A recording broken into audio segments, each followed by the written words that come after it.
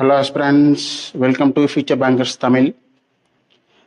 எல்லாரும் பேங்கிங்னாலே எப்படி ஸ்டார்ட் பண்ணலாம், என்ன ஸ்டார்ட் பண்ணலாம், எங்கேருந்து ஸ்டார்ட் பண்ணலாம் அப்படின்னு யோசிச்சுட்டு இருப்பீங்க. நிறைய குழப்பமாக இருக்கும். என்ன படிக்கலாமா வேணாமா, ஏதாவது இன்ஸ்டியூட் ஜாயின் பண்ணலாமா, இல்லை நம்மளால் கரெக்டாக முடியுமா முடியாதா, பாஸ் பண்ண முடியுமா, ஒரு வருஷத்தில் பாஸ் பண்ண முடியுமா, 2 வருஷத்தில் பாஸ் பண்ண முடியுமான்னு யோசிச்சுட்டு இருப்போம். ஆனால் இங்கே என்னன்னு பார்த்தீங்கன்னா, காம்படிஷன் இருக்குது. பட் நமக்கு ஒரு பேங்கிங் பற்றி ஒரு நாலேஜ் இருந்ததுன்னா நம்ம கிளியர் பண்ணிடலாம். 1 வருஷமாகட்டும் 2 வருஷமாகட்டும். ஃபஸ்ட்டு நம்ம பேங்கிங்கில் எந்தெந்த எக்ஸாம் இருக்குது, எக்ஸாம்ஸ் எப்படி எப்படி இருக்கும், எத்தனை லெவல் இருக்கும், ஒரு இன்ட்ரோ மாதிரி பார்க்கலாமே. இப்போ பேங்கிங் பற்றி எனக்கு தெரியாது, நான் புதுசாக இப்போ தான் நான் பார்க்குறேன் அப்படின்னாலும் ஓகே. இல்லை எனக்கு பாண்ட்ஸ் எப்படி அப்ரோச் பண்ணுறதுன்னு தெரில, நீங்கள் பேங்கிங் சம்மந்தமாக புதுசாக பார்த்தாலும் ஓகே. பட் நமக்கு பேங்கிங்கில் என்னென்ன இருக்குன்னு பார்த்தீங்கன்னா, குவான்டிடேட்டிவ் ஆப்டிடியூட், அப்புறம் ரீசனிங், அடுத்து இங்கிலீஷ். இது எல்லாமே நம்ம முன்னாடி பார்த்துருப்போம், ஸ்கூல் காலேஜஸில் பார்த்துருப்போம். இருந்தாலும் கொஞ்சம் புதுசாக இருக்க மாதிரி இருக்கும். ஏன்னா நம்ம பேங்கிங் ப்ரிப்பரேஷன் இறங்குற இல்லையா, நம்ம ப்ரிப்பரேஷன் ஸ்டார்ட் பண்ணுறப்ப கொஞ்சம் டிஃப்ரென்ஸாக இருக்கும். இப்போ பேங்கிங்னா 3 லெவல் ஆஃப் எக்ஸாம்ஸ் இருக்கும். ப்ரிலிம்ஸ், மெயின்ஸ், இன்டர்வியூன்னு 3 லெவல் ஆஃப் எக்ஸாம்ஸ் இருக்கும். அதாவது பிஓ, அசிஸ்டன்ட் மேனேஜர் போஸ்டிங்கில்.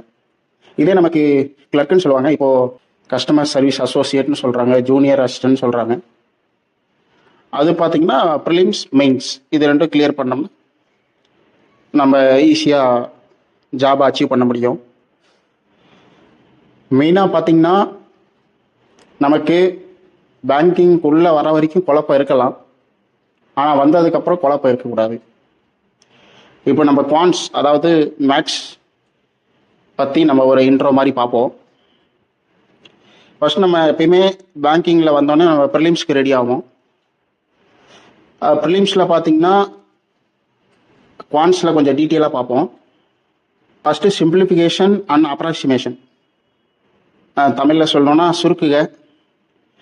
அது பார்த்திங்கன்னா number system, missing number, wrong number, குவான்டிட்டிக் ஈக்குவேஷன், இருபடி சமன்பாடுன்னு சொல்லுவாங்க. அப்புறமேட்டுக்கு நம்பர் சீரிஸ் கொடுத்துருப்பாங்க, இடையில ஒரு நம்பர் மிஸ் ஆகிருக்கும், அதை நம்ம கண்டுபிடிக்கணும். ராங் நம்பர் சீரீஸில் ஏதோ ஒரு நம்பர் ராங்காக இருக்கும், அதை நம்ம கண்டுபிடிக்கிற மாதிரி இருக்கும். இதெல்லாம் பார்க்குறதுக்கு முன்னாடி நம்ம என்ன படிக்கணும்னா, ஃபஸ்ட்டு டேபிள்ஸ் 1லேருந்து 20 வரைக்கும் படிக்கணும். அடுத்து ஸ்கொயர் 1லேருந்து 50 வரைக்கும் படிக்கணும். கியூப் 1லேருந்து 20 வரைக்கும் படிச்சிருக்கணும். அப்புறம் ஃப்ராக்ஷன், பர்சன்டேஜ்னு சொல்லுவோம் இல்லைங்களா, 1/10, 1/5, 1/4, அந்த மாதிரி ஃப்ராக்ஷன் வேல்யூ, பர்சன்டேஜ் வேல்யூ எல்லாமே படித்து வச்சுருக்கணும். படிக்கிறதையும் தாண்டி டெய்லி ரிவிஷன், நம்ம படிக்கிற இடத்துலையோ இல்லை நம்ம டெய்லியும் எடுக்கிற நோட்ஸ்லேயோ டெய்லி எடுத்து மார்னிங் நம்ம இது ரிவிஷன் பண்ணுறது நல்லது. இது மட்டும் இல்லை, இப்போது நம்ம பின்னாடி பார்க்குற அரித்மெட்டிக் டாபிக் இருக்கும், அதுக்கான ஃபார்முலாஸ் எல்லாமே இருக்கும், அதுவும் நான் பின்னாடி சொல்கிறேன். செகண்ட் பார்த்தீங்கன்னா டிஐ என்ன டேபிள் காலம் வரும், வென் டயக்ராம், அதில் டிஃப்ரெண்ட் டைப்ஸ் இருக்குது. பேசிக் லெவல் டிஐலேருந்து நம்ம ஸ்டார்ட் பண்ணோம்னா கொஞ்சம் ஈஸியாக இருக்கும். அப்புறம் அதுக்கு நம்ம அரித்மெட்டிக் டாப்பிக்கும் கொஞ்சம் கவர் பண்ணியிருந்தா இன்னும் மெயின்ஸ் லெவல் டிஐயில் சால்வ் பண்ண முடியும்.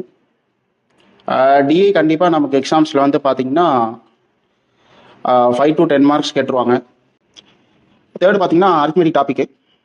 அரித்மெட்டிக் டாபிக் அப்படின்னா உங்களுக்கு percentage, profit and loss, simple interest, compound interest, ratio and proportion, average, time and work, time and distance, mixer and allegation, mensuration, partnership, அடுத்து ப்ராபபிலிட்டி, ட்ரெயின் அண்ட் போட்டு, அடுத்து pipe some. இதெல்லாமே arithmetic டாப்பிக்கில் cover ஆகிடும். But எல்லாரும் banking வந்தோடனே first பார்த்து கொஞ்சம் பயப்படுற விஷயம்னா அரித்மெட்டிக் டாபிக் தான். ஆனால் பட் அதுக்கு கொஞ்சம் டைம் எடுத்து நீங்கள் அதை பொறுமையாக உட்காந்து டாபிக் வைஸ் பார்த்தீங்கன்னா ஈஸி தான் அது. நான் அதுக்கான சோர்ஸும் பின்னாடி சொல்கிறேன், அதுக்கு எப்படி ப்ரிப்பேர் ஆகணும்னு சொல்கிறேன். மெயினாக பார்த்தீங்கன்னா சோர்ஸஸ் முக்கியம். நம்ம எடுத்தோடனே எதில் படிக்கிறது, எங்கேருந்து படிக்கிறது, எப்படி படிக்கிறது, சில இதெல்லாம் போயிட்டா இருக்கும், ஐயோ வாங்கலாமா, நம்பி வாங்கலாமா அப்படின்ற மாதிரி நம்ம யோசிச்சுட்டு இருப்போம். பட் நீங்கள் பேசிக், அதாவது ஆஸ் ஏ பிகினராக நீங்கள் கற்றுக்கணும்னு நினைக்கிறீங்கன்னா நல்ல யூடியூப் சேனல் நம்ம தமிழ்லேயே நிறைய இருக்குது. அதில் மெயினாக புரிகிற மாதிரி இருக்குதுன்னா அது ஃபீல் ஃப்ரீ லேர்ன் அப்படின்னு சொல்லிட்டு ஒரு யூடியூப் சேனல் இருக்குது. தமிழ்லேயும் இருக்குது, இங்கிலீஷ்லேயும் இருக்குது. அது கொஞ்சம் யூஸ்ஃபுல்லாக இருக்கும். பேசிக்கு ஆஸ் ஏ பிகினராக நீங்கள் அதை ஃபாலோ பண்ணிங்கன்னா ரொம்ப யூஸ்ஃபுல்லாக இருக்கும். அப்புறம் கிராக் வித் ஜாக்சன் சார் இருக்கார். அங்கே போனீங்கன்னா உங்களுக்கு basic level of simplification, Vedic maths, approximation, quantity equation எல்லாமே உங்களுக்கு நல்லா சொல்லி தருவார்.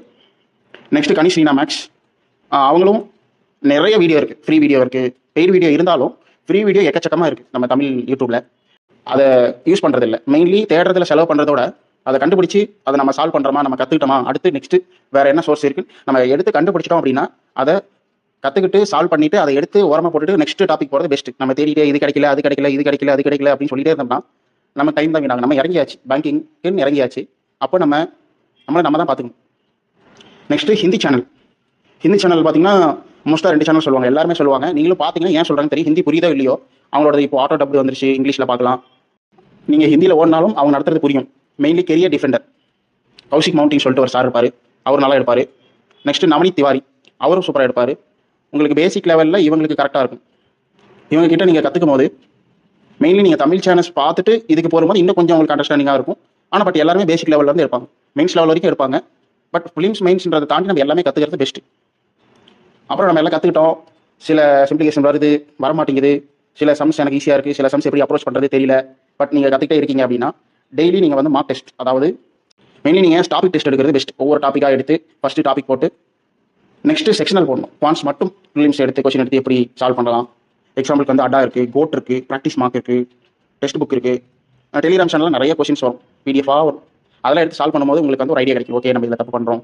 இந்த அட்டாவில் பார்த்தீங்கன்னா சின்ன சின்ன ஸ்கோர் பூஸ்டர்ஸ் மாதிரி இருக்கும். ஒரு 5 அப்ராக்சிமேஷன் டைமிங்கில் இருக்கும், 5 ராங் நம்பர் டைமிங்கில் இருக்கும். அதெல்லாம் எடுக்கும்போது உங்களுக்கு இன்னும் ஈஸியாக இருக்கும்.